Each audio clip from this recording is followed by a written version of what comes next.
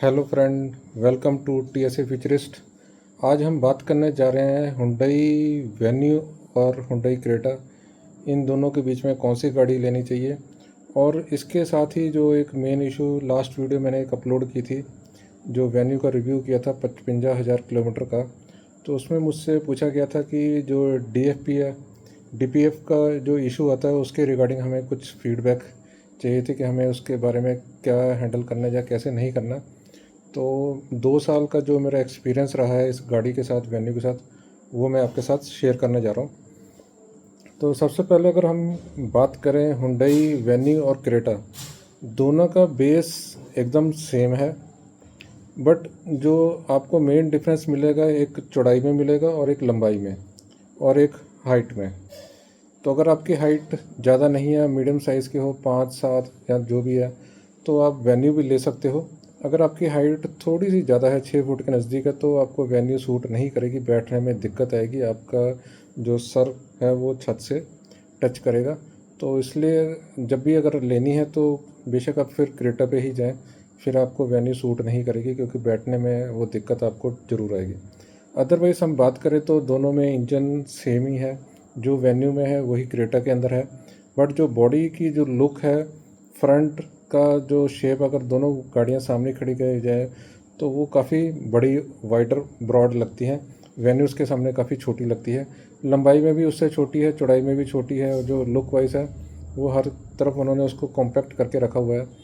तो अब मैं बात करता हूँ कि जब मैंने वेन्यू लेने लगा तो इसका वेन्यू का जो टॉप मॉडल था वो 13.5 से 14 लाख का ही पड़ रहा था। टॉप मॉडल 14 लाख का था। ये टॉप से एक मॉडल नीचे है एसएक्स, इसके ऊपर एक और ऑप्शन निकाला हुआ ऑप्शनल। तो उसमें इन्होंने कुछ एक आपको प्योरीफायर दिया हुआ था, एयर प्योरीफायर और लेदर सीट्स या कुछ और, कुछ 2-3 चीज़ें और थी। तो जिसके लिए 50-60 हज़ार रुपये ये लोग एक्स्ट्रा ले रहे थे, तो वो फिर मैंने छोड़ के उससे नीचे वाला जो एक ऑप्शन, सेकंड ऑप्शन है एसएक्स का, वो लिया था। उसमें ये डुअल टोन का, तो ये मेरे को ऑन रोड 13.5 लाख की पड़ी थी। बट मुझे पता है कि 13 लाख भी, 13.5 लाख अरेंज करते करते भी आपका बजट बहुत टाइट हो जाता है। और उस समय मुझे बेस मॉडल मिल रहा था क्रेटा का ई एक्स स्टार्टिंग मॉडल, जो 10.5 लाख का था, 10,80,000 का। बट ऑन रोड वो भी 12.5 लाख के करीब ही पड़ रही थी। और प्लस उसमें मेरे को एक कंडीशन मिली थी कि अगर आपको ये बेस मॉडल चाहिए, क्योंकि बुकिंग काफ़ी लॉन्ग चल रही थी, 6-6 महीने की, तो बोल रहे थे 1 महीने में आपको मिल जाएगी, बट आपको 1 लाख की एसेसरी उसमें बाय करनी पड़ेगी। तो 1 लाख की जब एसेसरी वो बाय करते करते 14 लाख की गाड़ी पड़ रही थी क्रेटा।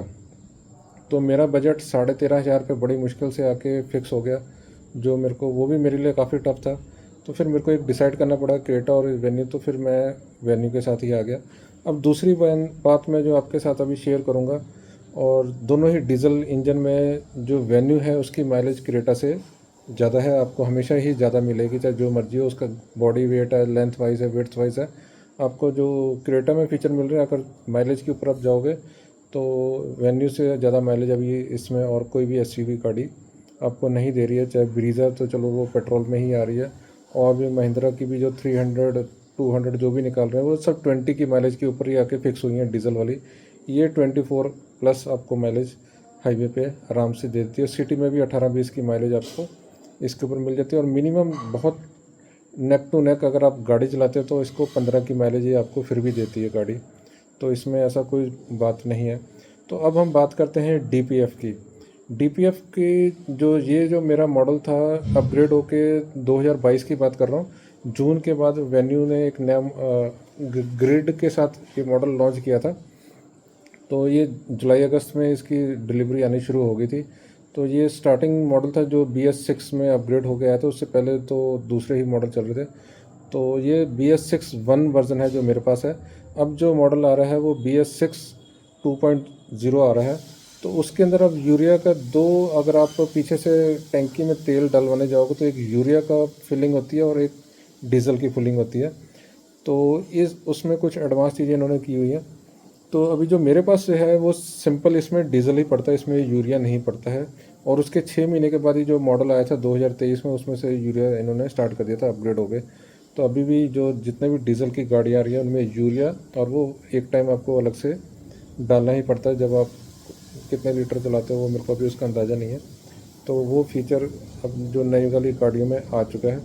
माइलेज की बात करें तो माइलेज पहले जब मैंने गाड़ी ली थी तब उतनी सेट नहीं थी, धीरे धीरे आई है। और उसमें और ये एक चीज़ मैं आपको और बताता हूँ, ये पावर जो हुंडई की जो वेन्यू या क्रेटा जो भी ले लोगे, ये पावर मोड में ही चलती हैं। पावर मोड का मैं एग्जांपल आपको बताता हूँ। जैसे अगर आप पहली गियर पे गाड़ी चलाओ और उसके बाद क्लच, ब्रेक, रेस सबसे पैर हटा लो, तो आपकी पहली गियर पे 10 की स्पीड पे चलेगी, दूसरी गियर पे 18, 19 की स्पीड पे चलेगी, तीसरी गियर पे 27 और 28 पे चलेगी। अगर आप चौथी गियर लगाते हो तो आपको 38 पे चलेगी, और अगर आप पाँचवीं गियर लगाते हो तो 48। तो मतलब आप पाँचवीं गियर पे गाड़ी लगा के छोड़ दो, एक स्पीड पे ये अपने आप दौड़ेगी उसमें।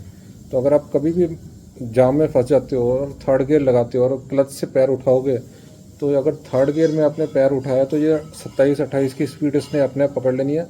और ये बात हमेशा अपने दिमाग में रखना, क्योंकि इसके कंपेयर में कुछ और गाड़ियाँ हैं जिनको मैंने जो चेक किया था उनके अंदर ऐसी चीज़ें नहीं। इससे पहले मेरे पास सनी थी, उसके अंदर भी यही फीचर था, जिस गियर में चलाओगे उस गियर की स्पीड वो अपने आप पकड़ के आपको हाइब्रिड की स्पीड दे देगा, और अच्छी माइलेज भी इसमें मिलती है गाड़ी की।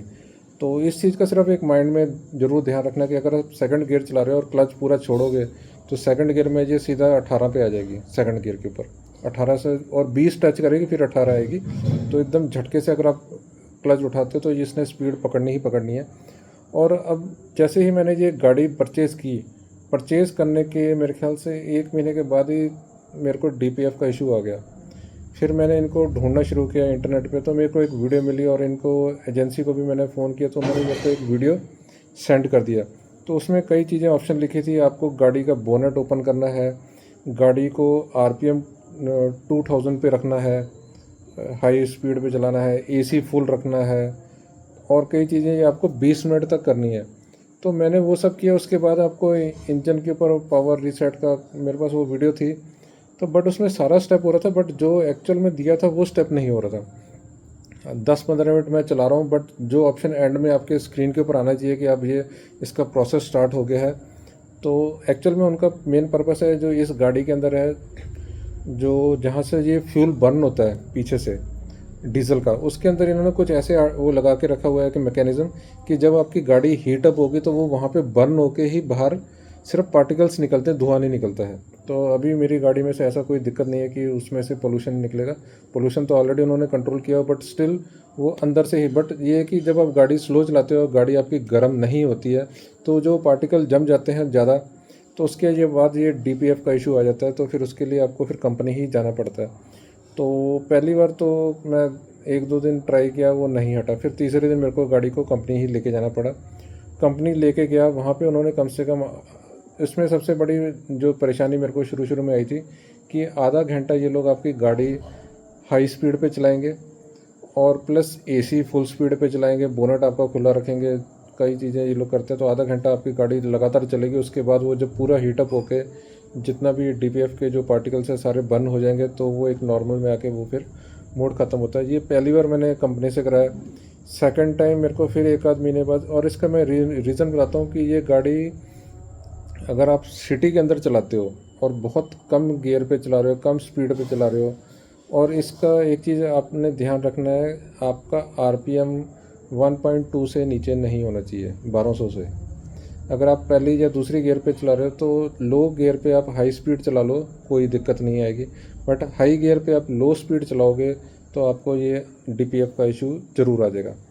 तो बेस्ट है कि अगर आप एज टू एज, अब तो मैं ट्रैफिक में भी गाड़ी चलाता हूँ, मेरे को लगता है 2-3 सर्विस के बाद, क्योंकि पहली सर्विस 1000 किलोमीटर की हुई थी, दूसरी 10,000, तो मैं अभी 5 सर्विस 2 साल के अंदर करा चुका। मेरी गाड़ी अभी 55,000 किलोमीटर चल चुकी है। तो मेरे को अभी रिसेंटली शायद 2 महीने पहले कुछ इशू आया था। तो उस इशू को सॉल्व करने का एक तरीका है कि आपको जब आपकी गाड़ी DPF में आके फंस जाती है तो आपको लोअर गियर पे हाई स्पीड पे गाड़ी को कुछ टाइम चलाना है। इसकी जो मेन कंडीशन है कि आपको 20 मिनट तक 80 किलोमीटर की स्पीड पे गाड़ी 2000 RPM के ऊपर रन करनी है। तो इतनी लंबी सड़क होती नहीं ना, आप ड्राइव करते हैं तो ये दिक्कत आती है। तो बेटर है कि आप डेली अपनी जो गाड़ी है वो तीसरी गियर में ही चलाएं, और उसको मैक्सिमम 50, 60, 70 पे भी चलाओ, कोई चक्कर नहीं है। और जब वो 3 दिन के बाद आपका वो DPF है ऑटोमेटिक, ख़त्म हो जाएगा, आपको कंपनी भी जाने की ज़रूरत नहीं। मिनिमम 3 दिन तो लगते हैं DPF को हटने में, बट वो 3 दिन जो आपने ड्राइव करनी है, लोअर गियर पे गाड़ी चलानी है, हायर गियर पे गाड़ी बिल्कुल नहीं चलानी है। दूसरा तीसरे से ऊपर नहीं जाना, तीसरी गियर पे ही आप 60 70 80 तक लेके जाओ, कोई चक्कर नहीं है, आपको कोई दिक्कत नहीं आएगी। गाड़ी की पिकअप बहुत सेट है।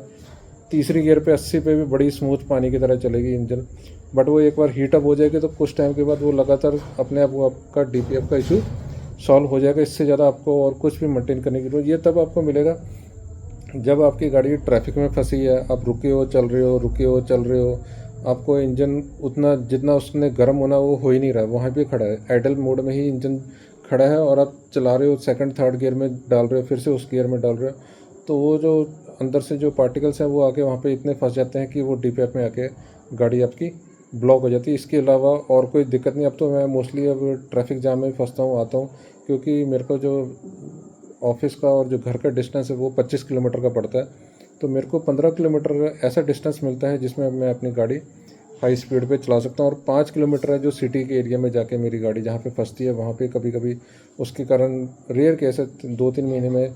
अभी लास्ट इस साल तो मेरे को शायद एक ही बार प्रॉब्लम आई है, उससे पहले साल में 2 बार आई थी, तो टोटल मेरे को ये 3 बार आई है। और जो फर्स्ट टाइम एक ही बार मैंने शायद एक या 2 बार मैं गया हूँ कंपनी के पास जिनसे मैंने ये गाड़ी थोड़ा सा करवाया था।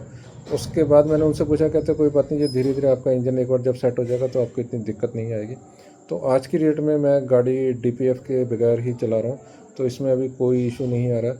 हाँ, इसके मैं कुछ टिप्स आपको देना चाहूँगा अगर आप नई गाड़ी ले रहे हो। सबसे पहले तो जो नई गाड़ी है 1000 किलोमीटर तक आपने 30-40 किलोमीटर से ज़्यादा की स्पीड पे नहीं चलानी है, क्योंकि इंजन आपका नया होता है। तो अगर आप एक बार मेंटेन कर लोगे तो उसके बाद आपको मैं बताता हूँ, आज की डेट में मैं चाहे स्लो चलाऊँ फास्ट चलाऊँ, मेरे 22+ की एवरेज गाड़ी दे रही है। एग्जांपल मैं आपको बताता हूँ, 500 रुपये का तेल डाल रहा हूँ, 100 किलोमीटर गाड़ी चलती है। और रिसेंटली मैंने लॉन्ग ड्राइव पे थोड़ा गया था तो 500 का तेल डाला था तो मेरी गाड़ी 150 किलोमीटर भी चली है, तो आप अंदाज़ा लगा सकते हैं गाड़ी क्या एवरेज दे रही होगी। और बीच बीच में तो मेरे को अगर अच्छी ट्रैफिक जाम नहीं है तो 115-120 किलोमीटर हर 500 पे मेरे को मिल रही है। और दूसरी बात, मैं जब हाईवे पे जाता हूँ तो 200-300, जैसे हम यहाँ से चंडीगढ़ जाते हैं वहाँ से 150-300 किलोमीटर है, तो पीछे से मैंने 2000 का तेल डाला था, तो 2000 का तेल के हिसाब से 500 रुपये में 100 किलोमीटर चलती है, 2000 में आपकी चलेगी 400 किलोमीटर। जब हम हाईवे पे जाते हैं तो ये 400 किलोमीटर की जगह आपको 480-490 किलोमीटर की एवरेज गाड़ी आराम से 500 किलोमीटर के पास दे देती है। और अभी जस्ट लास्ट 2 मंथ से एक और चीज़ मैंने थोड़ी सी चेंजेस किए हैं गाड़ी में। जो मैं पहले नॉर्मल तेल डाल रहा था जो अभी 86-87 रुपीज़ पर लीटर है, और जो प्रीमियम तेल है वो 92 रुपीज़ का है, वो उसमें 5 रुपये का फ़र्क है। तो हम लोग क्या करते हैं, मोस्टली गाड़ी में तेल जिसमें पैसे बचते हैं वो तेल डालते हैं कि चलो ये तेल डाल दो, इसमें हमारे 5 रुपये का फ़ायदा है। बट मैं आपको अब प्रैक्टिकल चीज़ बताने जा रहा हूँ, एक्सपीरियंस, कि ये चाहे आप 87 का डालो चाहे 91 का डालो, बट जो आपको डिफरेंस मिलेगा वो 91 वाला देगा, 87 वाला आपको तेल कभी नहीं देगा। रीज़न बीइंग है कि अगर मैं एक्स्ट्रा प्रीमियम तेल अपनी गाड़ी में डालता हूँ और लॉन्ग ड्राइव पे जाता हूँ तो मेरे को उसकी माइलेज बहुत ही अच्छी मिलती है।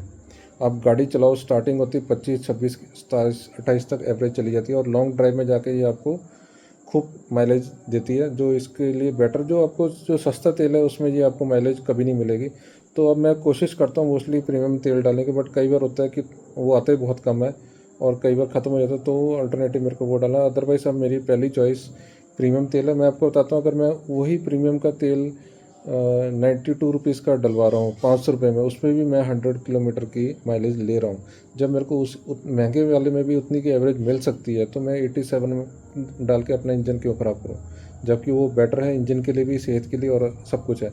और प्लस अगर आप उसको तेल को डाल के हाईवे पे भी चलाते हो गाड़ी तो आपको बहुत ही तगड़ी माइलेज मिलने वाली है। तो इससे ज़्यादा अभी तो मैं और कुछ कह नहीं सकता। अभी सीज़न ऑफ़र चल रहे हैं, नवरात्रे अभी शुरू होने वाले हैं, तो आपको डिस्काउंट ऑफ़र वगैरह गाड़ियों पे चल रहे हैं, तो आप मार्केट में जाके ले सकते हैं। और इसमें जो सबसे बेस्ट SUV है वो आपको वेन्यू ही देगा माइलेज की। अगर आप माइलेज की बात करोगे इसके ऊपर कोई गाड़ी नहीं है इस सेगमेंट में। जितनी भी गाड़ियाँ, आप कोई भी कंपटीशन में चले जाओ, किया की, हाँ, इसमें मैं एक बात आपके साथ और शेयर करूँगा। आप किया के पीछे जाते हो जो और किसी गाड़ी के पीछे जाते हो, उनके डीलर अभी बहुत कम है। हर सिटी में एक एक डीलर है। और जब आप सर्विस करने जाओगे तो आपको सर्विस के लिए आप उनके साथ नेगोशिएशन नहीं कर सकते हो। अब मेरे पास हुंडई की गाड़ी है, हुंडई के 4-5 डीलर हमारे सिटी में है। तो जब भी मेरे को किसी से कोई काम करवाना है तो मुझे उनसे बेस्ट ऑफ़र मिलते रहते हैं। आप इससे नेगोशिएट कर सकते हो, दूसरे डीलर से नेगोशिएट करते हैं और वो आपको अपने पास अट्रैक्ट करने के लिए आपको वो डिस्काउंट ऑफ़र देते हैं। तो इसमें आपका बेनिफिट है। अगर एक ही डीलर से आप गाड़ी ले रहे हो पूरी सिटी में वही है, अगर आपने कुछ भी काम कराना है, ठीक कराना है, आप उससे 1 रुपये का भी डिस्काउंट नहीं ले सकते। वो जिस रेट पे भी आपको सर्विस देगा आपको वही रेट पे सर्विस करानी पड़ेगी। जबकि जिस डीलर के गाड़ी के ज़्यादा डीलर हैं उनमें आपस में कंपटीशन रहती है, वो आपको कुछ ना कुछ ऑफ़र करते हैं, डिस्काउंट ऑफ़र करते हैं। जैसे व्हील अलाइनमेंट का डिस्काउंट है, फिर आपका क्या कहते हैं वॉशिंग फ्री दे देते हैं, ड्राई क्लीनिंग फ्री मिल जाती है। इंश्योरेंस के टाइम भी आप जब पॉलिसी लेते हो तो उसमें भी आपको कुछ लेस वगैरह डिस्काउंट मिलता रहता है। तो ये आपको कंपटीशन के कारण बहुत बेनिफिट बड़ी कंपनी के साथ मिलेगा जिसकी मैक्सिमम ज़्यादा एजेंसी हैं। जिसकी एजेंसी कम है अगर उसकी आप गाड़ी लेते हो तो चांसेस बहुत कम है। और ऊपर से आपको जो सर्विसिंग के लिए आप किसी भी गाड़ी में चल जाओगे तो वहाँ पे आपको ये फटाफट मिल जाएगा। तो आज का ये मेरा वीडियो यहीं ख़त्म होता है। अगर आपको पसंद है तो लाइक ज़रूर करना है। इसके अलावा मैं और कुछ नहीं बोलता हूँ। Thanks for watching.